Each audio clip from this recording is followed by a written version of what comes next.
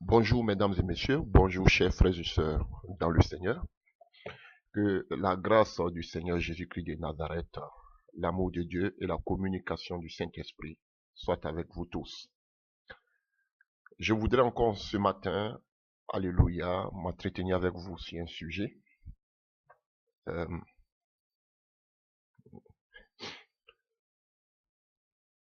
je voudrais dire que ce sujet va peut-être paraître un peu provocateur, mais me connaissez plus ou moins, alléluia. C'est ma mission, je ne peux pas changer. Si Dieu m'a assigné cette mission, j'irai jusqu'au bout, quels que soient tous les commentaires, quelles que soient toutes les paroles que j'entends. Chers frères et sœurs, vous perdez votre temps. Rien de ce que vous direz pourra me décourager sur cette marche, dans cette mission que Dieu m'a assignée. Voilà. Donc, je ne suis pas juste, je ne suis pas propre que vous. Alléluia. Voilà. Je ne dis pas que je suis supérieur à qui que ce soit. J'ai mes combats, j'ai mes défis. Alléluia. Et je remets toutes mes faiblesses au devant du Seigneur pour que lui-même, il arrive à me parfaire. Alléluia. Voilà. Donc, je ne suis pas aussi un partisan de la violence pour beaucoup qui m'ont connu. Alléluia. Voilà. Ils ont tous su que en dehors des prédications, je suis une autre personne. Alléluia. Mais quand il s'agit des prédications, moi, je ne sais pas ce qui se passe au-dedans de moi. D'autres vont dire, non, mais tu as besoin de maîtrise de soi, tu as besoin de ceci. Alléluia. Laissez ça tomber. Voilà. Écoutez plus, c'est que c'est qu'on appelle tous ces messages qui sont véhiculés et que chacun de nous, y compris moi-même, je suis le premier à tirer l'essentiel.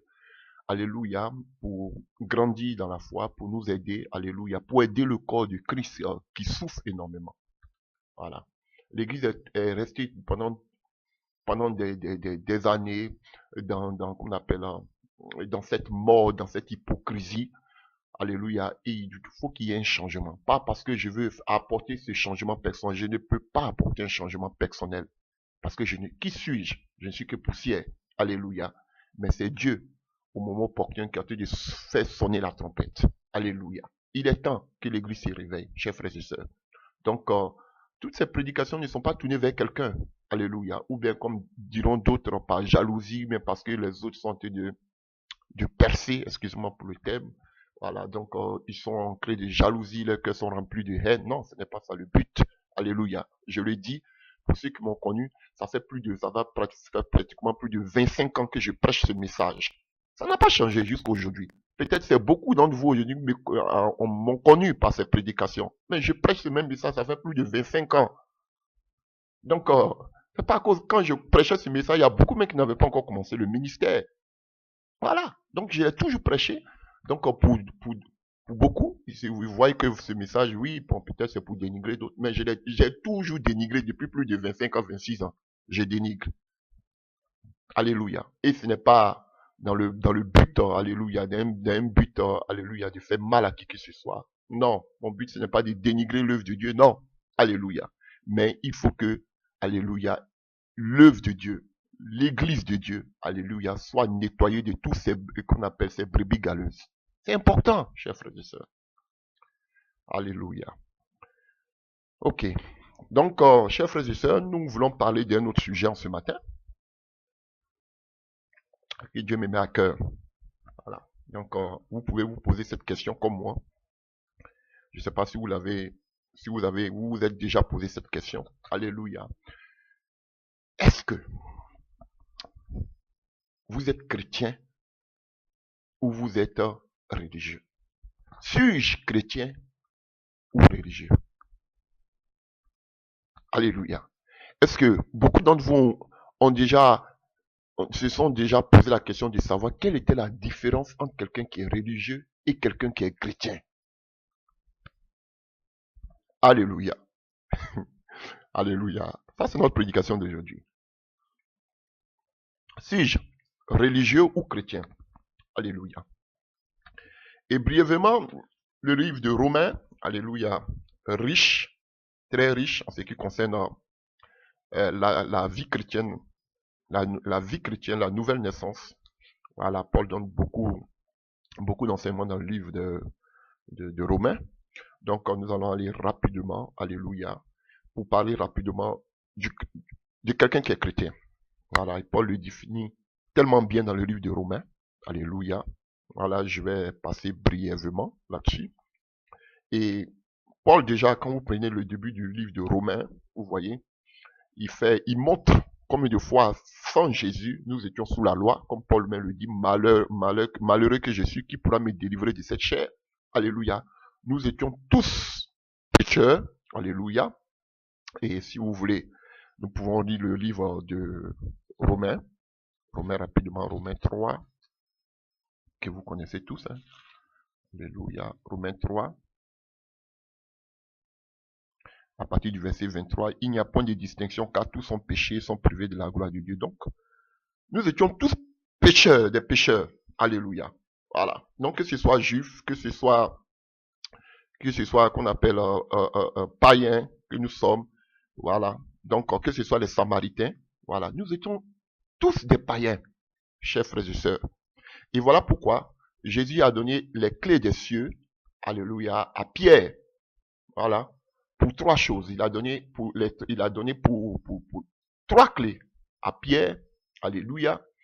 Non seulement, on le voit dans le livre des Actes 1 à partir du verset 8, alléluia, pour que tu sois, vous soyez mes témoins, non seulement à Jérusalem, les Juifs, ça c'est, et aussi en Samarie, les Samaritains, alléluia, et en Judée, si vous voulez, en Jérusalem, en Judée, tout ça c'est les Juifs, en Samarie, ça c'est les Samaritains, et jusqu'aux extrémités de la terre, ça c'est les païens.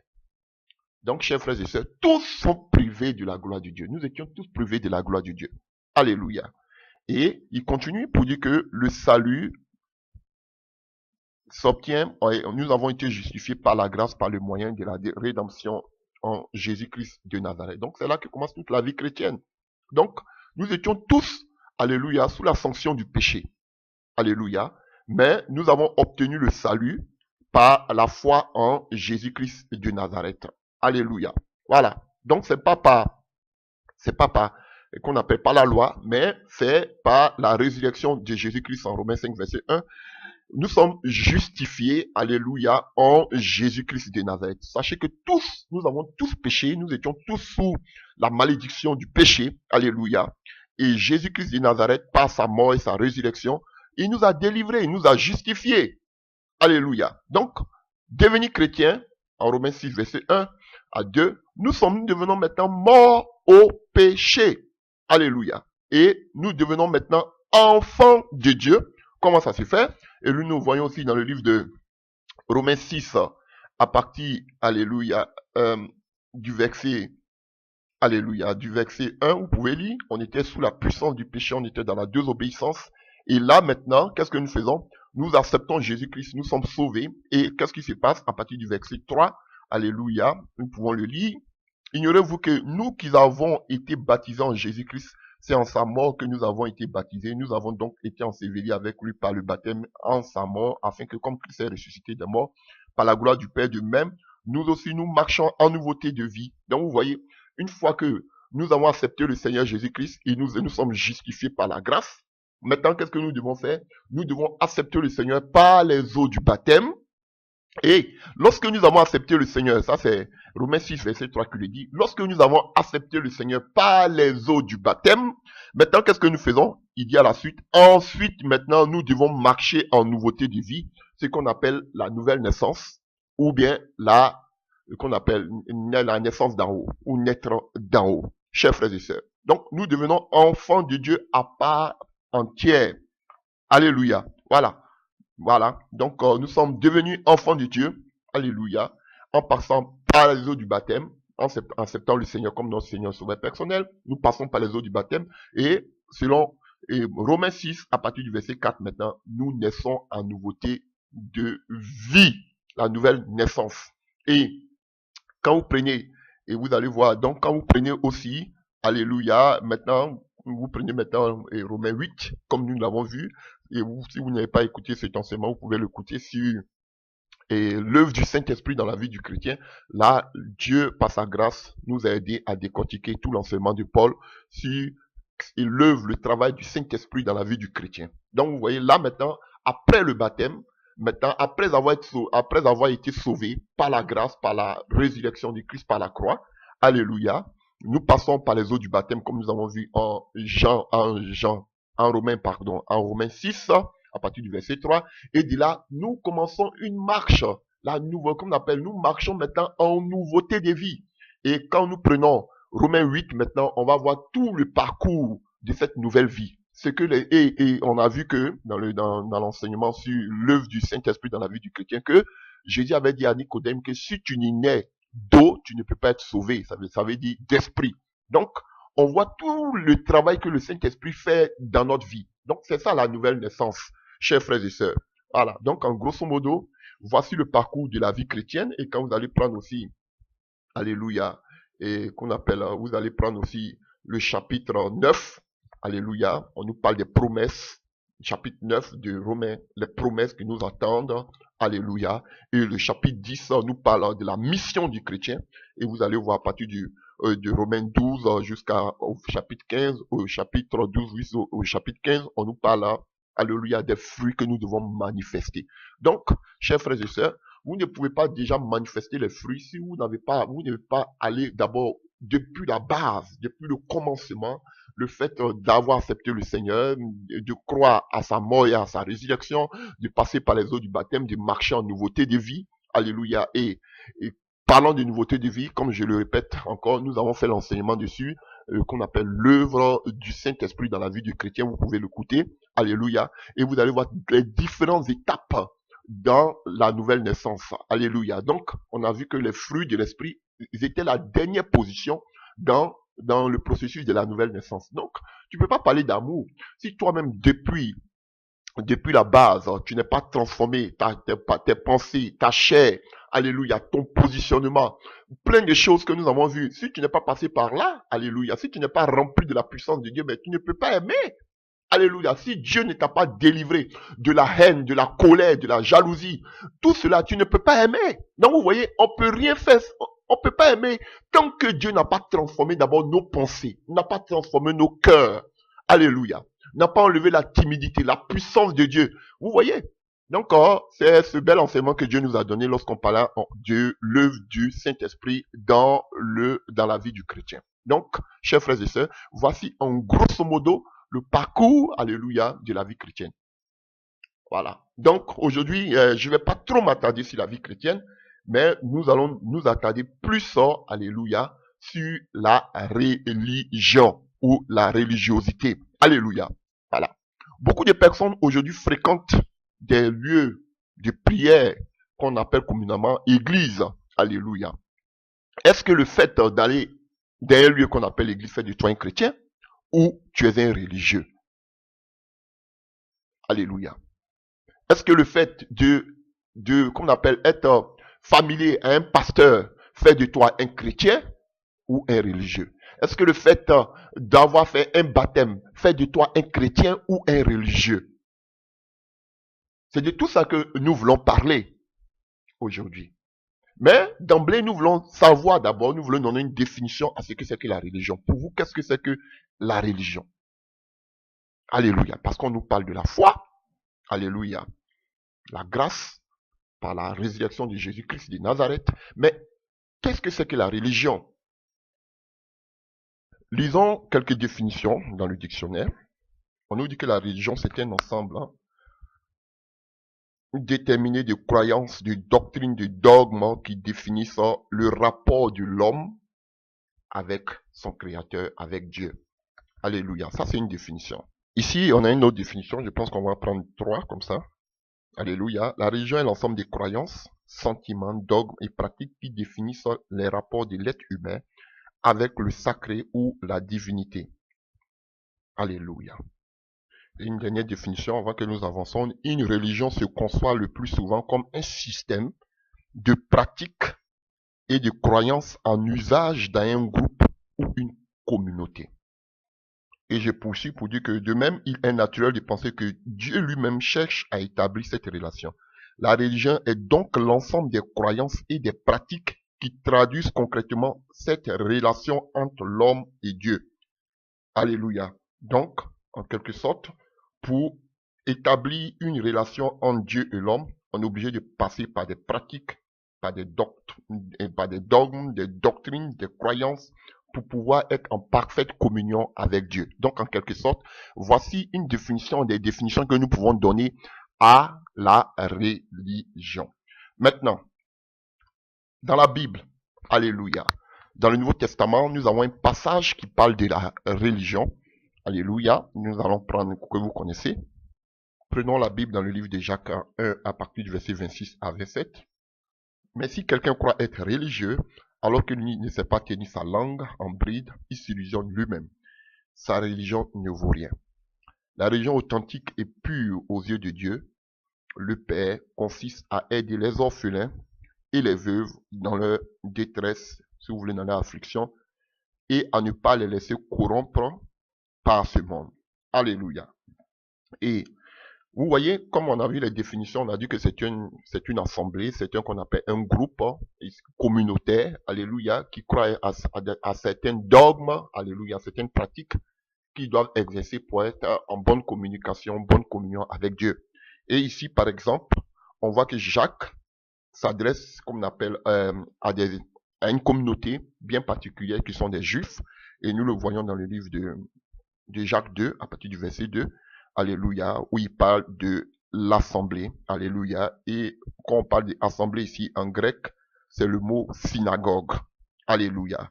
Donc, il fait allusion à la synagogue, alors qu'on sait que la synagogue, c'était un lieu bien adapté pour les Juifs, alléluia, voilà. Donc, il fait allusion aux Juifs ici, qui étaient des religieux, alléluia. Et au verset 26, tout à l'heure que nous venons de lire, alléluia, vous voyez, il parle de certaines personnes qui se croient religieuses, qui se croient religieuses, pardon, alléluia, mais, alléluia, qui ont l'apparence de la piété, mais alors qu'au fond, c'était pas des gens qui étaient vraiment purs devant Dieu, comme des pharisiens au fait. Alléluia. Vous connaissez tous les pharisiens comme ils étaient, comme Jésus dit, ils étaient dans la chair de Moïse. Alléluia. Ils pouvaient même se laver les mains avant de manger. Parce que pour eux, il fallait faire tout cela pour qu'il soit agréable à Dieu. Alléluia. C'est purifié. Je ne parle même pas d'une purification parce que tout ce qu'ils faisaient, c'était extérieur. Alléluia. Pour pouvoir être en bonne communion avec Dieu. C'était ça. C'est ça qu'on appelle la religion. Alléluia. Alors que ils avaient l'apparence de la piété, mais au fond d'eux-mêmes, c'était des gens qui n'avaient aucune relation avec Dieu. Ils pensaient que en pratiquant de bonnes œuvres à l'extérieur, ils pouvaient être en bonne communication avec Dieu. Pourtant, c'était faux. Alléluia. Donc, nous voyons juste, à partir du verset 27 de Jacques 1, que la religion authentique et pure aux yeux de Dieu, le Père, consiste à aider les orphelins et les veuves dans leur détresse et à ne pas se laisser corrompre par ce monde. Alléluia. Et vous voyez, comme on l'a dit tout à l'heure, les œuvres, vous allez voir que tout ce que Jacques cite ici, alléluia, c'était quelque chose c'était des choses, c'était des prétextes et qu'on appelle des principes qui se faisaient déjà dans la loi. Vous comprenez? Qui reprend ici? Alléluia. Alors qu'on sait que la loi, c'était tout un ensemble qu'on appelle de dogmes, de pratiques. Alléluia. Donc, quand il parle des veuves, des orphelins, alléluia, c'était des enseignements qui étaient conformes à la loi et aux prophètes. Tout ce qu'ils sont en train de dire, où il parle des orphelins, des veuves, vous pouvez les voir, c'était dans la loi. Donc, vous pouvez prendre, je peux donner les passages, Deutéronome 14, verset 29, Deutéronome 24, verset 17 à 22, Ésaïe 1, verset 17, Jérémie 5, verset 28, Ézéchiel 22, verset 7, Zacharie 7, verset 10, alléluia. Donc, tout ce que Jacques est en train de citer, il les cite à partir de la connaissance de la loi. Et quand vous allez voir son préambule, ses salutations, et qu'on appelle l'introduction de sa lettre, vous allez voir qu'il s'adresse aux Juifs qui étaient dans la diaspora. Frère, c'est clair. Donc aujourd'hui, quand je vois des chrétiens, des soi-disant prédicateurs, qui prêchent aujourd'hui et qu'on appelle les œuvres sous la grâce, je suis scandalisé. Alléluia. Alors que quand vous allez prendre l'enseignement que nous venons de faire tout dernièrement sur l'œuvre du Saint-Esprit dans la vie du chrétien, on va voir que les fruits de l'Esprit sont à la dernière place dans ce qui concerne, alléluia, la nouvelle naissance. Alléluia. Parce que sous la loi, c'était des choses qu'ils avaient mis en priorité. Mais personne n'a pu marcher selon la loi de Moïse. On ne dit pas Dieu n'est pas aussi aidé. Non, c'est pas ce qu'on dit. Mais on dit qu'aujourd'hui, les gens ont pris cela pour penser qu'en faisant du bien, ils peuvent être purs, ils peuvent être saints, ils peuvent être en bonne relation avec le Seigneur. C'est archi faux. C'est faux. C'est la religion. Alléluia. Donc, c'était une petite définition que nous pouvons donner par rapport à la religion. Maintenant, chers frères et sœurs, pour parler des religions, pour voir des gens qui étaient vraiment des religieux, l'Esprit de Dieu m'aide à m'ouvrir les yeux à partir d'un personnage qui était un personnage clé dans la vie de Jésus. Alléluia. Pour illustrer vraiment l'enseignement que je vais donner ce matin. Alléluia. Donc, nous allons prendre notre parole, notre passage dans le livre de Luc. Dans le livre de Luc. Luc 22, à partir du verset 30. Le Seigneur dit à Simon, Simon, Satan vous a réclamé pour vous cribler comme le froment. Mais j'ai prié pour toi, afin que ta foi ne défaille point. Et toi, quand tu seras converti, affermis tes frères. Seigneur lui dit, Pierre, je suis prêt à aller avec toi en prison et à la mort. Et Jésus dit, Pierre, je te le dis, le coq ne chantera pas aujourd'hui que tu n'aies nié 3 fois me connaître. Il lui dit encore, quand je vous ai envoyé sans bourse, sans sac et sans souliers, avez-vous manqué de quelque chose? Il répondit de rien. Et il a dit maintenant au contraire, que celui qui a une bourse la prenne, que celui qui a un sac le prenne également. Alléluia. C'est un passage que vous connaissez. Alléluia. Et ici, il s'agit de Pierre. On va voir par la vie de Pierre que Pierre était quelqu'un qui marchait avec Jésus, était quelqu'un que Jésus aimait beaucoup. On a vu en Matthieu 16 que Jésus a dit à Pierre, tu es Pierre ici, cette pierre, sur la révélation, sur la déclaration de Pierre. Alléluia. Jésus allait bâtir son église. Alléluia. Et cette même pierre, on a vu que cette même pierre est devenue plus tard une occasion de chute pour Jésus. Cette pierre sur laquelle Jésus devait bâtir son église, c'est cette même pierre encore qui devait faire trébucher encore Jésus-Christ de Nazareth. Alléluia. Pourquoi? Parce que Satan tout simplement voulait donner une autre destinée à Jésus-Christ. Jésus devait passer par la croix pour que nous soyons sauvés.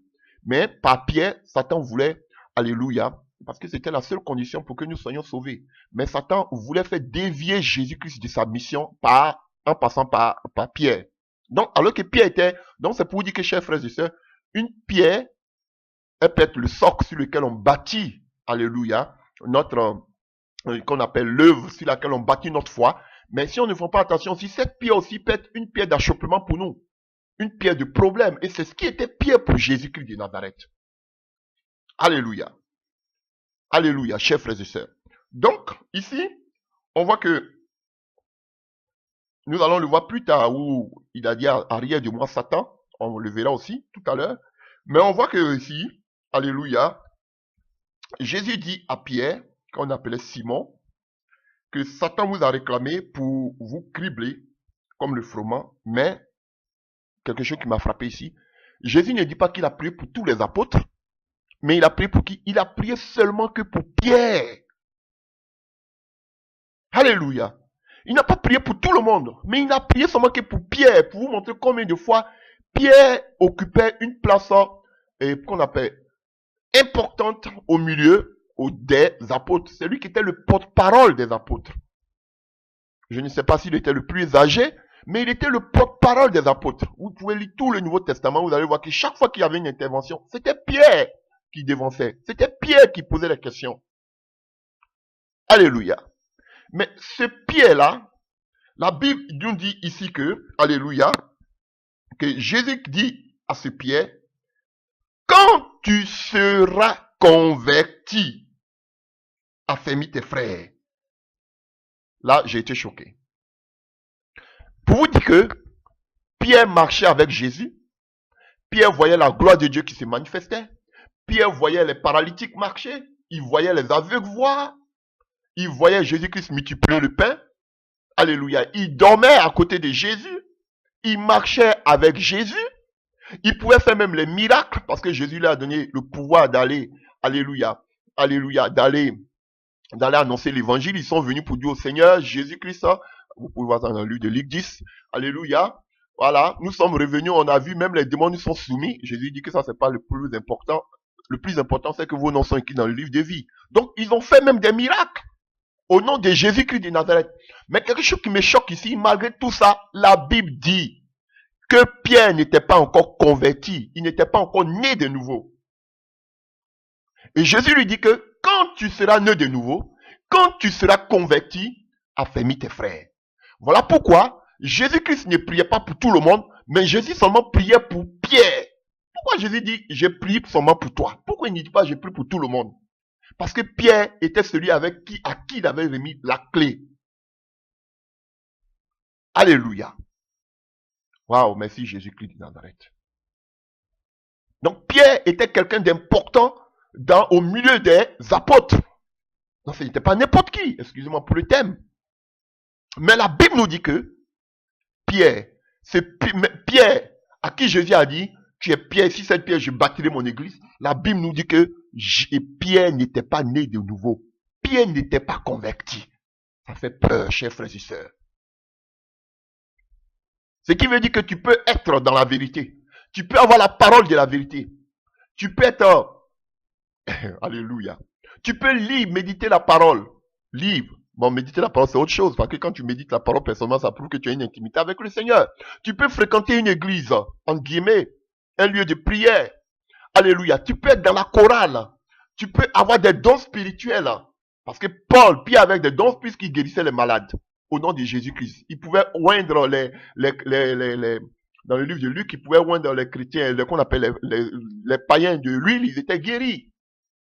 Alléluia. Tu peux avoir une carte de membre. Tu peux passer par les baptêmes, par le baptême d'eau. Chers frères et sœurs, mais cela ne fait pas de toi un chrétien. Ah oui, chers frères et sœurs.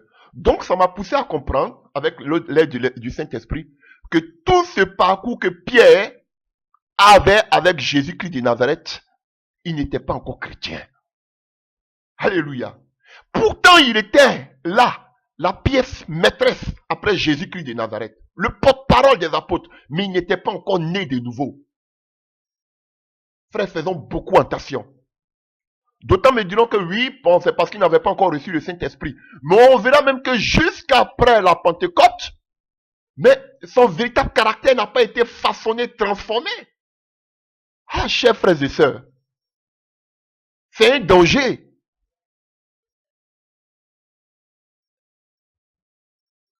Voilà pourquoi il est important de passer par la nouvelle naissance. Et quand tu passes par cette étape de la nouvelle naissance, alléluia, Dieu fait un travail vraiment formidable au niveau de tes pensées, au niveau de la chair. Il tue toutes choses en toi. C'est important.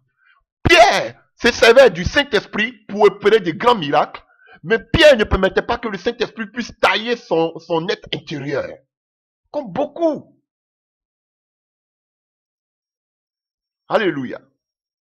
Ne dites pas que oui, toi-même tu es comme ça parce qu'on voit de la manière que tu es violent dans les paroles. Alléluia. Ça n'a rien à voir. Ça, c'est alléluia. Comme Jésus entrait dans le temple, vous voyez comment il a ramassé les choses. Je suis sûr que si vous étiez là, vous avez dit que Jésus est possédé, ou mais il est colérique. Non. Je le répète, ceux qui me connaissent en dehors de la parole, alléluia, ils savent que je ne suis pas comme ça. Alléluia. Aujourd'hui, Dieu permet, je ne suis pas saint, mais Dieu permet qu'aujourd'hui je prenne le fouiller comme beaucoup d'autres aussi. Je ne suis pas le seul. Alléluia. Pour mettre de l'ordre dans l'œuvre de Dieu, surtout dans la francophonie. Parce que vous voulez commencer à tricher aujourd'hui les anglophones. Moi, c'est un peuple, les anglophones, c'est un peuple que j'ai pitié d'eux. Vous dites que vous voulez ressembler aux anglophones. Parce qu'ils ont la gloire, ils ont la prospérité. Mais moi, c'est un peuple pour qui j'ai pris, j'ai trop pitié d'eux. Et le jour que Dieu me mettra devant les anglophones, peut-être qu'ils ne vont pas m'écouter. Mais mes chers frères et sœurs, ils ne vont pas vouloir m'écouter. Parce que je l'ai dit en face que j'ai pitié de vous. Malgré vos gros temples, vos méga church, j'ai pitié de vous. Parce que vous êtes perdus. Et c'est ça aujourd'hui qui vous font raffoler. Je vais vous dire, le dernier réveil va partir de la francophonie. Écrivez. Donc, chers frères et sœurs, on va étudier un peu, alléluia, les interventions de Pierre pendant qu'il marchait avec Jésus, même après Jésus. Pour voir que Pierre était un véritable religieux. Ce n'est pas tous les aspects qu'on va voir, mais on va voir. Et tu vas voir aujourd'hui par l'exemple de Pierre, si tu vas essayer de voir si tu es religieux, religieuse ou bien chrétien, réellement. Alléluia. Paul n'a pas connu Jésus-Christ dans la chair comme Pierre, mais on voit que Paul pouvait nous parler de la nouvelle naissance, ce que Pierre ne nous a jamais enseigné. Alléluia. Donc, chers frères et sœurs, on va voir quelques exemples de la vie de Pierre pour voir combien de fois il était religieux. Donc, si c'est arrivé à Pierre, ce n'est pas à nous que ça ne peut pas arriver. Voilà pourquoi il est important de voir l'exemple de Pierre pour pouvoir aussi corriger nos erreurs. C'est important, chers frères et sœurs. Et pour commencer, nous restons toujours dans le même passage. Dans le même passage de Luc 22, à partir du verset 31. Ici, on voit que Jésus-Christ appelle Pierre Simon. C'était son véritable nom. Alléluia. Et il dit Simon, Simon, à 2 reprises. Alléluia. Il lui dit que Satan vous a réclamé, mais j'ai prié pour toi. Alléluia. Et plus tard, qu'est-ce qu'il fait? Il dit, quand tu seras converti, affermis tes frères. Seigneur, lui dit Pierre, je suis prêt à aller avec toi en prison. Donc, Simon, c'était son nom quand il n'était pas converti. Mais on va voir même que quand il portait le nom Pierre, on va voir aussi son caractère. Donc, tu vas beau chasser le caractère. Si l'Esprit de Dieu n'intervient pas, il va revenir toujours au galop. On ne se cache pas. On ne peut pas cacher sa vie, son caractère longtemps. Dans l'église, dans l'hypocrisie. Alléluia. Dans la chorale. Voilà, dans les prédications. Non, chers frères et sœurs. Il est important. Alléluia. Et ici, on voit une double identité. On voit qu'il a dit à Pierre, le coq ne l'aura même pas chanté. Alléluia. Que tu m'auras déjà trahi 3 fois.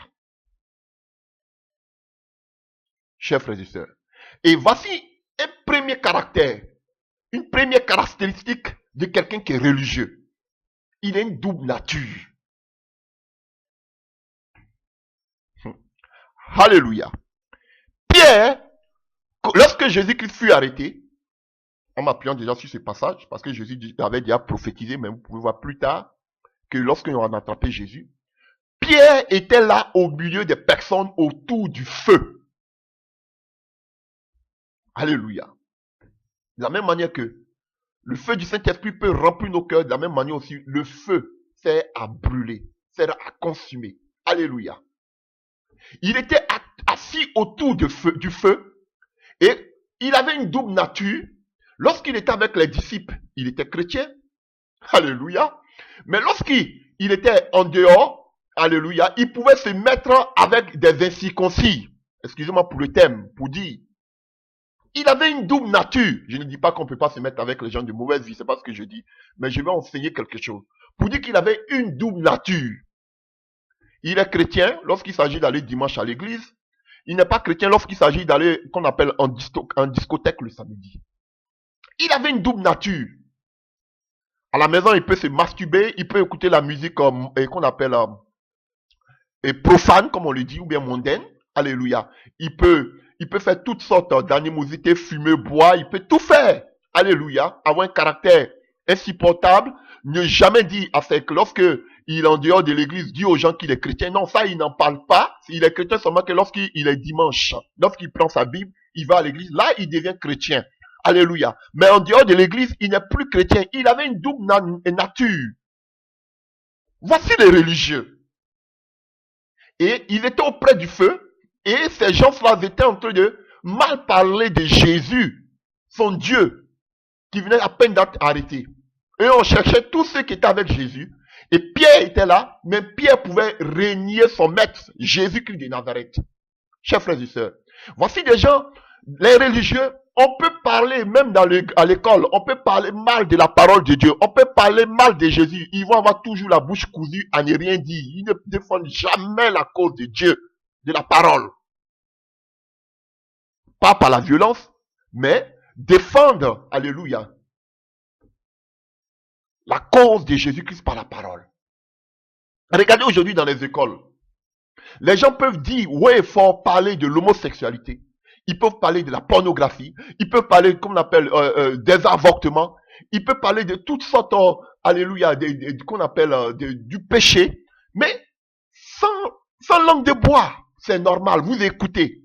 Mais quand il s'agit de défendre la parole de Dieu au devant de ces personnes, vous êtes bouche bée. C'était l'exemple de Pierre. Voici des religieux. Ils ont la Bible seulement que le dimanche. Lorsqu'ils sont en dehors de l'église, ils n'ont plus de Bible, ils sont plus chrétiens. Ils se conforment au monde, au système de vie de ces gens. Voici des religieux. C'était ça, Pierre, pardon. Alléluia. Alors que nous dit Psaume 1, que je voudrais que nous lisons, que vous connaissez aussi. Lisons. Psaume 1, à partir du verset 1. Heureux l'homme qui ne marche pas selon le conseil des méchants, qui ne s'arrête pas sur la voie des pécheurs, et qui ne s'assied pas en compagnie des moqueurs. Et Pierre était en compagnie des moqueurs. Des gens qui se moquaient de son Dieu. Des gens qui se moquaient de la parole de son Dieu. Alléluia. Ce n'est pas seulement de parler. Mais ici, on dit qu'il ne faut même pas t'asseoir avec les incirconcis, les moqueurs. Parce que quand tu t'assois, que tu ne dis rien, tu participes. Alléluia. Et c'est une image. Avant de parler de ça, j'avais une connaissance au pays, en Côte d'Ivoire, en Afrique, que je connaissais. Alléluia. Qui est décédée, qui était une journaliste. Alléluia. Qui animait sur la radio nationale de notre pays. Alléluia. Qui avait des émissions telles que Mick et Mystère, les choses de la nuit. Alléluia. Qui est décédée, qui était une connaissance. On était voisins. Donc, il m'a appelé un jour pour dire, mais vous êtes des serviteurs du Dieu des chrétiens. Pourquoi vous ne voulez pas côtoyer, comment vous allez côtoyer comment vous allez les gagner à Christ ou ne les côtoyez pas? Je lui ai dit ouvertement que non. La Bible n'a jamais dit de ne pas côtoyer les non-convertis. La Bible n'a jamais dit ça. Sinon, moi, je ne serais jamais converti si les gens ne s'étaient pas approchés de moi. Alléluia. On peut avoir des rapports avec eux, mais on ne peut pas pratiquer ce qu'ils font. C'est là le problème. Alléluia. C'est pas parce que je veux convertir quelqu'un, un ami, alléluia, qui aujourd'hui, qui fait par exemple les choses qui sont contre la parole de Dieu, que je dois aussi le faire. Par exemple, lui, il va en discothèque tous les samedis. Mais si je veux le gagner à Christ, il va me dire, bon, tu veux me gagner à Christ, bon, viens par exemple, parce que ça se faisait beaucoup dans le passé. Tu viens avec moi le samedi en discothèque, et puis le dimanche, toi et moi, on va aller à l'église. Mais tu vas aller faire quoi en discothèque? Non, c'est une manière pour que je puisse l'amener le dimanche à l'église. Mais quand tu vas en discothèque, est-ce que tes pensées ne sont pas souillées? Parce que tu entends. Parce que la foi vient de ce qu'on entend, de la même manière aussi. Les œuvres de la chair aussi viennent de ce que tu entends. Alléluia. Qu'est-ce que tu vas voir dans la discothèque, dans les discothèques? Voir des filles collées avec des hommes. Est-ce que cela, ça va pas encore alimenter de mauvaises pensées en toi? Alléluia. Donc ce sont des choses comme ça que nous ne pouvons pas faire. Sinon, j'ai des connaissances qui ne sont pas chrétiennes. Chers frères et sœurs. Donc c'est là le problème. Donc c'est ce que je lui ai répondu. Chers frères et sœurs. Voilà. Jésus même était en compagnie des gens de mauvaise vie, mais il ne pratiquait pas ce que les gens de mauvaise vie faisaient. Il était avec Zachée, mais il n'a pas pratiqué ce qu'on appelle l'escroquerie que Zachée faisait. Non. Alléluia. Au contraire, qu'il est venu dans la vie des Zachée, quelque chose a changé dans la vie des Zachée. Mais il n'a pas essayé de pratiquer la vie des Zachée pour pouvoir convertir Zachée à lui, non. Donc, sachant faire la part des choses. Et cette image aussi est l'image aujourd'hui, alléluia, de beaucoup de soi-disant pasteurs. Alléluia. Qui alléluia, qui retiennent la vérité cachée, qui savent qu'ils sont dans la fausseté, qui savent que beaucoup de leurs collègues sont dans la fausseté, alléluia, mais ils s'asseyent avec eux dans le mal, qu'on appelle, dans la fraude. Ils s'asseyent avec ces personnes, avec ces soi-disant pasteurs, dans leurs associations, dans leurs organisations, alléluia, dans leurs confédérations. Ils savent que leur doctrine est anti-biblique, mais ils sont dedans, ils ne peuvent pas dénoncer ce genre de choses. Ce sont des religieux. Ils savent que la doctrine de la prospérité est anti-biblique. Mais comme les autres prêchent cela, je suis obligé de prêcher aussi cela. Voici des religieux. Les gens qui ne prennent pas parti pour la vérité. Mais qui se mettent en compagnie des moqueurs, ils sont en train de tuer les maîtres, en train de tuer la parole de Dieu. Mais vous ne pouvez même pas tuer la parole de Dieu. Ils partent en contradiction avec la parole de Dieu. Alléluia. Au lieu d'être autour du feu du réveil, eux ils sont autour du feu de la moquerie. Autour du feu des mauvaises doctrines. Frère, voici des religieux. Alléluia.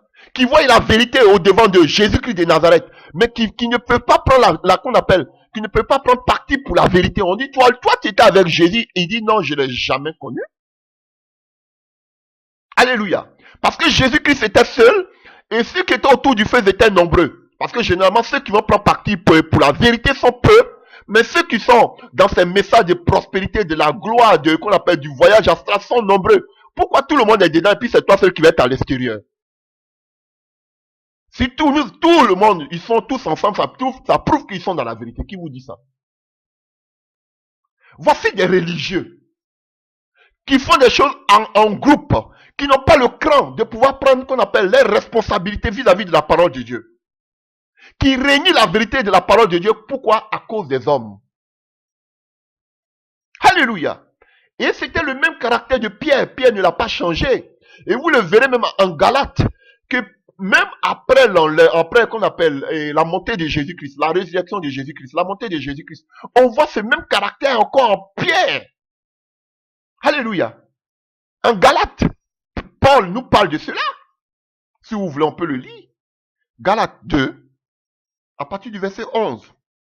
Mais lorsque Céphas vient à Antioche, je lui résistais en face parce qu'il était irrépréhensible. En effet, en voyant l'arrivée de quelques personnes envoyées par Jacques, il mangeait avec les païens. Et quand elle fut venue, il s'esquiva et se tient à l'écart par crainte des circoncis. Avec lui les autres juifs usaient aussi de dissimulation, en sorte que Barnabas même fut entraîné par leur hypocrisie. Ce sont des hypocrites. Ces pasteurs, révérends, bishops, tous, je vous dis la vérité, entre eux-mêmes, ils ne s'aiment pas. Ils se mangent en longueur de journée. J'étais dans ce système. Ils se jalousent entre eux. Ces pasteurs, révérends, prophètes, tout ce que vous voyez, ils se jalousent entre eux. Ils sont dans des réseaux. Moi, je travaille avec celui-là, je ne travaille pas. Vous voyez, il y a des groupes, eux, ils s'invitent seulement qu'entre eux. Ah, c'est des religieux. Ils s'invitent seulement qu'entre eux. Chers frères et sœurs, ce sont des hypocrites. Et ils ont découpé l'œuvre de Dieu, alléluia, comme un gâteau. Vous voyez Pierre ici. Pierre a porté son hypocrisie ici. Il aimait s'asseoir avec les incirconcis. On peut parler mal de Jésus, il est là. Oui, il ne dit rien. Alléluia. Et on nous donne encore une autre qu'on appelle caractéristique de Pierre. On nous dit que Pierre, quand les Céphas, le gourou de Jérusalem n'était pas là, parce qu'ils étaient tous des gens qui judaïsaient, des religieux, je vous dis, des religieux, alléluia, ils se comportaient comme un païen, comme j'ai dit. Ils marchaient avec, bon, excusez-moi, c'est un thème, j'espère que vous comprenez l'enseignement. Je vais illustrer quelque chose. Alléluia. Vous voyez, ils mangeaient avec les incirconcis. C'est Pierre. Mais dès que les gens de Jacques venaient, ils s'esquivaient, ils se mettaient à l'écart pour ne pas qu'on sache qu'ils mangeaient avec les païens. Double nature, Pierre. Voici les religieux. Alléluia. Quand tu es à l'église, tu viens le dimanche, tu es bien habillé. Le malheur que le samedi, tu es dans des habits vraiment, alléluia, des près du corps, des mini-jupes. Mais le dimanche, tu es bien, tu peux porter même des pailles traditionnelles, bien, tu peux même te voiler. Chers frères et sœurs, on a vu de toutes sortes de choses, nous avons vu. Alléluia. Elles vont te dire, ces ceux-là, elles vont te dire qu'on passe de maison en maison pour aller t'annoncer l'évangile, alors que qu'on appelle t'annoncer l'évangile, beaucoup sont sortis là avec des grossesses. On a vu trop de choses. Frère, c'est une parenthèse. Donc vous voyez le comportement de Pierre. Ça, et puis ici on parle des serviteurs de Dieu. Hein. Pierre était un serviteur de Dieu. Alléluia. Donc quand il voyait les gourous qui arrivaient depuis Jacques, il s'esquivait, il se mettait à l'écart. Vous voyez, ils voient la vérité biblique. Paul fréquentait ces personnes, il a annoncé l'évangile. Paul n'était pas hypocrite. Mais Paul parle de l'hypocrisie de Pierre. Entre ces pasteurs, ces révérends, ces prophéteurs, ces révérends, entre eux tous, si vous allez les voir, ils ont des beaux messages, des belles prédications. Tous des hypocrites entre eux. Tous des hypocrites. Alléluia. Il y a d'autres, ils veulent même aller même dans d'autres réseaux, de d'autres pasteurs. Ils veulent que quand on les invite là, ils veulent aller. Mais à cause des gourous, ils ne peuvent pas partir. Ils ne peuvent pas quitter aussi facilement. Parce que c'est un pacte. Alléluia. Quand tu te mets avec eux, ça c'est chez nous. Ça c'est entre nous ici. Vous voyez, ils s'invitent entre eux. Ça c'est des religieux. Alléluia. Voilà. Ils ne peuvent pas aller prêcher chez quelqu'un d'autre. Si tu arrives dans tel pays, c'est chez moi seulement que tu dois venir prêcher. Voilà. C'est comme ça. Tu ne peux pas aller prêcher ailleurs, c'est chez moi. Voici, frère, j'étais dans ce milieu. Des hypocrites, ces pasteurs. Je vous dis, vous êtes des hypocrites, vous savez. Comme Pierre. D'autres même, quand vous les invitez, quand vous invitez peut-être plusieurs serviteurs de Dieu, d'autres même veulent prêcher le premier, d'autres veulent prêcher le dernier. D'autres vont te dire, pourquoi tu m'as donné peu de minutes? Pourquoi je n'ai pas intervenu? Je veux que tu me donnes d'abord, moi, la priorité. On doit le présenter comme le daddy, le papa. Alléluia. Frère, j'ai vu trop de choses dans ces genres de choses. Alléluia. Voilà. Ils veulent avoir la priorité. Voilà. Et il y a des gens comme ça. Ils sont sous influence d'autres pasteurs qu'ils appellent papa, daddy, qu'ils appellent révérend, qu'ils appellent bishop. Tu ne peux rien faire sans eux. Pierre ne pouvait rien faire sans Jacques. C'était Jacques qui définissait tout dans la vie de eux qu'on appelle de Pierre. Pourtant, c'est à Pierre que la responsabilité était donnée. Mais Jacques était comme l'apôtre qu'on appelle des Juifs, le responsable de Jérusalem. Et Pierre tremblait au devant de Jacques. Voici des religieux. Voici des religieux. Organisation. Tu n'es plus libre de tes mouvements. Alléluia. Tu dois avoir une lettre de recommandation avant de partir. Du gourou. Des bishops. Alléluia. Donc, frères et sœurs, Pierre avait une double nature. C'est resté en lui. Tout à l'heure, on pouvait dire que oui, le Saint-Esprit n'était pas encore descendu. Mais ici, là, le Saint-Esprit était déjà descendu. Jésus était déjà monté. Jusqu'à Paul même est venu. Mais Paul l'a repris, l'ancien. Parce qu'il était hypocrite. Je vous disais tantôt que plein de ces pasteurs sont tous des hypocrites. Plein sont des jaloux. Plein sont des aigris entre eux. Ils se mangent entre eux. Alléluia. Vous voyez, Paul et Pierre, lui, son secteur, c'était au niveau de Jérusalem. Donc, on ne parle même pas de Jacques. On dit quand les gens de Jacques arrivaient. Il avait peur qu'on donne qu'on appelle un mauvais rapport de lui. C'est comme ça ici, aujourd'hui, ils savent que ce qu'on dit là, c'est la vérité. Mais ils ne peuvent pas se démarquer. Pourquoi? Parce qu'ils sont dans un système. Parce que lorsqu'ils se démarquent, alléluia, ils vont s'attirer la foudre. Ils vont être abandonnés. Eux aujourd'hui, si vous voyez que beaucoup aujourd'hui ne veulent pas réagir, c'est parce qu'aujourd'hui ils ont peur. Comme Jésus disait, beaucoup, ils voyaient tout ce que Jésus faisait, mais ils avaient peur d'être exclus des synagogues. C'est ça le problème. Parce que si on venait prendre Pierre là, on allait l'exclure de la synagogue de Jérusalem, du temple de Jérusalem, parce qu'il y avait un seul temple. On en reviendra. Ils ont peur d'être exclus de qu'on appelle de leurs organisations, de leurs réseaux. Voilà. Ils voient la vérité, mais ils ne peuvent pas prendre, ils peuvent pas prendre parti pour la vérité. Pourquoi? Parce que dans leur association, ou bien dans leur groupe de pasteurs, alléluia, dans leur confédération de pasteurs, ils ont une certaine doctrine à laquelle, et sur laquelle ils marchent. Tu peux pas venir donner une autre doctrine. Ils sont tous des trinitaires. Tu peux pas venir dire que Jésus-Christ est Dieu dans ce qu'on appelle, cette association du pasteur. Frère, tu vas t'attirer la foudre. Voilà pourquoi ils sont oubliés dans les petits coins. Ils croient, mais ils peuvent pas le dire haut et fort. D'autres savent que la dîme n'est plus d'actualité, mais ils ne peuvent pas le dire haut et fort. Pourquoi? Parce qu'ils vont s'attirer le courroux des autres. Voilà. Des religieux comme Pierre. Donc mon frère, ma soeur, tu dois être chrétien partout. Chrétien partout. Tu ne dois pas aussi te mettre en compagnie des gens, alléluia, qui ne sont pas des chrétiens, qui font des œuvres occultes. Tu vas te mettre avec eux, pourquoi? Alléluia. Tu dis que tu es contre l'occultisme et tu marches avec des occultistes. Des occultistes. Qu'est-ce que tu veux qu'on pense de toi? Tu es aussi un occultiste. Alléluia. Voilà. Tu veux pas qu'on te traite d'homosexuel. Tu marches avec des gens qui sont des homosexuels. Qu'est-ce que tu veux qu'on pense de toi?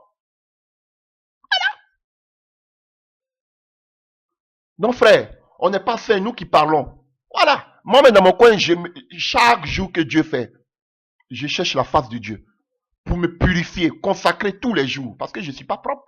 Mais je ne peux pas savoir que telle personne est un occultiste et je vais marcher avec lui au nom de quoi? Du Seigneur. Non, je ne le fais pas. Frère, ils sont dans ces réseaux. Et ils détiennent la vérité cachée. Ils sont au milieu des gens qui amènent de fausses doctrines, mais ils sont dedans quand même. Voilà. Voici cette mafia dans l'œuvre de Dieu. Continuons. Pour voir une autre caractéristique de Pierre. Il y a beaucoup de choses que je pourrais dire. Alléluia, on va prendre l'essentiel. Dans le livre de Matthieu 16, à partir du verset 13. Que disent les gens au sujet du Fils de l'homme? Qui est-il d'après eux? Il répondit, pour les uns, c'est Jean-Baptiste, pour d'autres, Élie, pour d'autres encore Jérémie ou un autre prophète. Et vous, leur demanda-t-il, qui dites-vous que je suis? Simon-Pierre lui répondit, tu es le Messie, le Fils du Dieu vivant. Jésus lui dit alors, tu es heureux, Simon, fils de Jonas, car ce n'est pas de toi-même que tu as trouvé cela, c'est mon Père céleste qui t'a révélé. Et moi, je te déclare, tu es Pierre, et si cette pierre, j'édifierai mon église, je bâtirai mon église, contre laquelle la mort elle-même ne pourra pour rien. Je te donnerai les clés du royaume des cieux. Tout ce que tu, alléluia, tout ce que tu excluras ou tu lieras sur la terre, sera aussi lié dans les cieux. Alléluia. Et tout ce que tu vas délier, sera aussi délié dans les cieux. Alléluia. Et tantôt, tout à l'heure, je vous avais parlé, alléluia, des clés. Alléluia. Jésus-Christ dit qu'il donnera les clés à Pierre. Comme je vous l'ai dit, on le voit aussi dans le livre. Pour parler des 3 genres de personnes à qui Pierre devait annoncer l'évangile. Alléluia. On le voit dans le livre de Matthieu 10, à partir du verset, alléluia, à partir du verset 1. Puis, ayant appelé les 12 disciples, il leur donna le pouvoir de chasser les esprits impurs, de guérir toute maladie et toute infirmité. Voici les noms des 12, ici de ceux-là. Et à partir du verset 5 de Matthieu 10, tels sont les 12 que Jésus envoya après leur avoir donné les instructions suivantes. N'allez pas vers les païens. Donc, première personne à qui on devait annoncer l'évangile plus tard, ce sont les païens. N'entrez pas dans les villes des Samaritains. Alléluia. Et allez plutôt vers les brebis perdues de la maison d'Israël. Donc, voici les 3 genres de personnes à qui on devait aller, alléluia, amener le message. Ici, il dit n'allez pas, mais on voit en Acte 1, verset 8, il dit, vous recevrez ma puissance et vous serez mes témoins en Jérusalem, en Judée. Ça, c'est qu'on appelle les Juifs, en Samarie et aux extrémités de la terre, les païens. Donc, c'est Pierre qui avait reçu, alléluia, et ces clés-là. Donc, on voit que, et il nous dit tout ce que tu vas lier et tout ce que tu vas délier. On sait que, chers frères et sœurs, je vais faire un peu de cours, que dans le judaïsme, les 2 verbes étaient liés, que ce soit lié et délié. Alléluia. Les 2 verbes avaient la même fonction, parce que ça désignait l'autorité de la doctrine. Alléluia. Voilà. Donc, ils étaient maîtres de la loi. Donc, c'est-à-dire qu'ils avaient ce pouvoir-là. Alléluia. Voilà. Donc, je voulais seulement préciser cela. Donc, chers frères et sœurs, on voit que Pierre donne une belle déclaration. Et Jésus lui dit, tu es Pierre, sur cette pierre, je bâtirai mon église. Alléluia. Et quand on continue, alléluia. Quand on continue là, on va voir que quelque chose s'est passé. Alléluia. On va voir que quelque chose s'est passé à partir du verset 21. Alléluia. À partir de ce jour, Jésus commença à exposer à ses disciples qu'ils devaient se rendre à Jérusalem et subir de cruelles souffrances de la part des responsables du peuple, les chefs des prêtres et des spécialistes de la loi, être mis à mort et ressuscité le troisième jour. Alors, Pierre le prit à part. Je prends une autre version qui est un peu plus choquante, alléluia, qui fait ressortir bien, alléluia, ce qu'on veut dire. Excusez-moi, hein, alléluia, 16, Matthieu 16, à partir du verset 22. Pierre, l'ayant pris à part, se mit à le reprendre et dit, à Dieu ne plaise, Seigneur, cela ne t'arrivera pas. Mais Jésus se retournant dit à Pierre, arrière de moi, Satan, tu mets en scandale car tes pensées ne sont pas mes pensées, les pensées de Dieu, mais celles des hommes. Alléluia. Et Jésus continue. Vous voyez, donc, voici une autre caractéristique des religieux. Pierre venait de donner une belle déclaration sur Jésus, qui est le Messie, c'est lui qui devait nous sauver. Alléluia. Et juste après, Jésus maintenant lui donne sa mission, qu'il doit aller souffrir. Il dit non, non, non, non, non, non, non, tu vas pas souffrir, tu vas pas mourir. Dieu même ne sera pas d'accord. Alléluia. Et voici ce qui se passe aujourd'hui. Ces religieux, alléluia, mettent dans leur prédication qu'un chrétien, un enfant de Dieu, ne doit pas souffrir. Voici les religieux. Pour eux, un enfant de Dieu ne doit pas souffrir. Un chrétien ne doit pas souffrir. Alléluia. Mais quand ce sont les bonnes révélations, Dieu va te bénir, Dieu va t'élever. Ça, ils sont pour. Mais lorsqu'on parle de la souffrance, on dit non, Dieu n'est pas dedans. Voici les religieux. Et nous allons voir à la suite. Alléluia. Donc, Pierre voulait empêcher Jésus-Christ d'atteindre sa mission. Donc, il était lui qui était la pierre sur laquelle Jésus voulait bâtir l'église. Même pas fait 2 minutes. Alléluia. Pierre maintenant devient un scandale, la pierre qui allait le faire trébucher. Attention. Un couteau à double tranchant. Faites beaucoup attention. Faites beaucoup attention aux paroles, alléluia, de ces personnes. Ils ont la langue aiguisée. Alléluia, c'est religieux. Alléluia. Ils vont vous donner des belles paroles. Vous serez touchés, mais ils ont un but à accomplir. Alléluia. Vous voyez, lorsqu'il s'agissait de parler de la croix, de la souffrance, vous ne les verrez pas parler de cela. Ils ne veulent pas parler de la souffrance. Non, ça c'est pas partie de leur message. Faites beaucoup attention. Il vous donne des paroles mielleuses. Il a tellement touché le cœur de Jésus que Jésus a dit, oh Pierre, tu es Pierre, si cette pierre, je bâtirai mon église. Mais 2 minutes après, lorsqu'il s'agissait de la souffrance, automatiquement, ils ont changé. Vous voyez comment ils sont doubles dans le langage. Ils ont la rhétorique pour vous toucher. Alléluia. Mais ils falsifient la parole. Ils tordent le sens des Écritures. Comme j'écoutais un gourou qui parlait de la délivrance, qui disait que, alléluia, un des gourous qui est à Paris, hein. Excusez-moi, moi je prêche comme ça. Je ne vais pas, si vous voulez, je ne dis pas les noms, mais vous connaissez déjà de qui je parlais. Un gourou qui est à Paris, qui prêchait sur la délivrance pour dire que, alléluia, oui, pour chasser un démon, quand tu nais de nouveau, oui, et comme on appelle, si tu regardes, tu es né de nouveau, tu regardes, comme on appelle, tu regardes des films pornographiques, hein, ça peut encore développer des choses en toi, et ça fait grossir le démon en toi. Alléluia, il y a un gourou, hein, ça fait grossir le démon en toi, donc qu'est-ce qu'il faut faire? Donc, il ne faut plus regarder les choses pornographiques, c'est pas mauvais ce qu'il dit, pour ne pas que le démon soit gros en toi, comme ça, quand maintenant, il sera mince, on pourra le chasser. Et cela, comme on pourra le chasser, voilà pourquoi Jésus a dit que ces gens du démon, on les chasse par le jeûne et la prière. Donc, quand tu dois gêner, tu dois prier pour que Dieu, mais c'est la sorcellerie. Alléluia, vous déformez la parole de Dieu. C'est vrai que tu peux dire à quelqu'un d'éviter de regarder ces genres de choses, mais il ne faut pas lui dire que quand tu vas regarder, alléluia, le démon qui en toi va grandir. Un homme qui est né de nouveau ne peut pas avoir un démon en lui. Parce que tu parles de nouvelle naissance. C'est un gourou de Paris, hein. Et je vois comment on appelle, je vois des aveuglés qui disent Amen à cela. Oh, quelle révélation. Mais vous êtes aveuglés. Et encore une déformation de la parole. Alléluia. Ces gourous, ils sont, faites attention. Il dit encore que, alléluia, que pour faire la délivrance, que si vous gênez, vous allez vous prier, Dieu même peut faire la délivrance. Ce n'est pas celui qui a besoin de délivrance qui jeûne et qui prie. C'est celui qui doit faire la délivrance, qui a besoin de se consacrer, qui doit gêner. Et c'est même pas souvent que tu dois gêner. Et puis la délivrance, c'est pas ton jeûne qui va faire que le démon va partir, c'est la grâce de Dieu. C'est pas ton effort. Vous voyez comment on vous amène dans la religion. Donc, quelqu'un est fou, qui est dans les rues, il a besoin de délivrance. Tu vas lui dire de jeûner pour qu'il soit délivré? Non. Si Dieu te donne le OK, que va prier pour cette personne, il sera délivré à l'instant, tu vas. Mais il ne faut pas lui dire qu'il doit jeûner.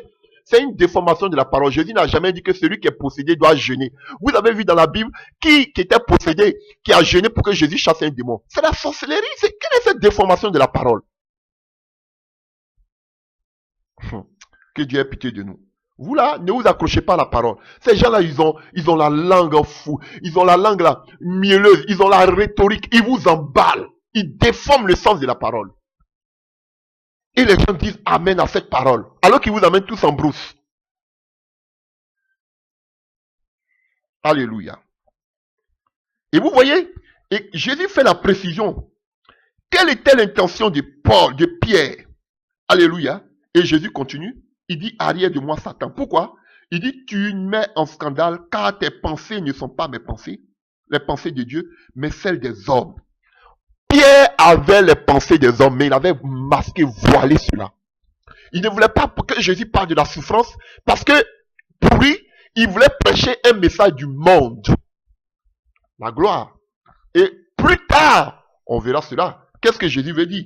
Alors Jésus dit à ses disciples, si quelqu'un veut venir après moi, qu'il renonce à lui-même, alléluia, et qu'il se charge de sa croix, qu'il me suive, alléluia. Vous voyez, un chrétien doit souffrir, mais eux ils vous disent qu'un chrétien ne doit pas souffrir. Pierre disait à Jésus que tu ne dois pas souffrir, les religieux ne vous parleront jamais de la souffrance. Ils vont vous dire que seulement, vous voyez comme les catholiques, ils vont prendre une croix là, le jour de la Pâque là, c'est même pas une fête chrétienne. Ils vont mettre là, une croix là, et puis ils vont faire la marche dans les rues. Voilà eux, les souffrances. Alléluia. Vous voyez? Alors qu'ici, on parle effectivement de la souffrance. Jésus dit qu'il se charge de sa croix, celui qui veut le suivre. Il faisait allusion, alléluia, au fait que les condamnés au temps de Jésus devaient porter eux-mêmes l'instrument de leur exécution jusqu'au lieu du supplice. Et alléluia, on voyait que c'était les Romains qui crucifiaient les criminels. Alléluia. Et les esclaves. Donc le disciple, alléluia, doit aussi accepter ces supplices. Donc vous voyez, on doit accepter la souffrance. Parce que quand Jésus parlait de ça, vous avez vu que Jésus, c'est lui-même qui a porté sa croix jusqu'à ce que Simon de Cyrène vienne l'aider. Donc c'était comme ça. Donc Jésus il prend cette image-là pour dire que le disciple de Jésus doit être comme ça. Il doit porter sa croix. La souffrance. Mais les religieux s'opposent à la souffrance. Ils ne prêchent pas le message de la souffrance. Ils disent que non, Dieu doit te bénir. Un chrétien n'a pas le droit de souffrir. Voici des religieux. Et ils vont contre la mission de Jésus. Et vous voyez comment Jésus a repris Pierre, arrière de moi Satan. Donc un pasteur, un chrétien, un révérend qui ne te parle pas de la souffrance d'un chrétien, il est de Satan. C'est pas moi qui ai dit, hein, c'est Jésus qui a dit. Il dit arrière de moi Satan. Parce qu'un chrétien doit souffrir pour l'évangile. Je ne parle pas de vos souffrances. Tu vas aller, comme on appelle, tu fais des œuvres, comme on appelle, tu fais toi-même tu vas voler, par exemple, on t'attrape, on te met en prison, tu dis c'est une souffrance. Non. Tu vas insulter quelqu'un, on te met en prison, tu dis c'est une souffrance. Tu vas, je sais pas, tu vas contre la loi, tu dis que c'est une souffrance. Non. Mais quand tu parles de la vérité biblique, que ce soit de l'homosexualité, qu'on appelle de tout ce qui est contre la parole de Dieu, frère, quand on te met en prison, ça c'est une souffrance. Pour l'œuvre de Dieu. Mais je ne vous parle pas. Tu vas tabasser quelqu'un dans les rues, on te prend, on te met en prison pour coups et blessures. Tu vas dire que non, alléluia, on m'a mis en prison pour la cause de Dieu. C'est pas vrai. Frères et sœurs. Donc on doit porter notre croix. Mais Pierre, le religieux, ne voulait pas de la souffrance. Lui, il voulait suivre Jésus pour la gloire. On va le voir tout à l'heure.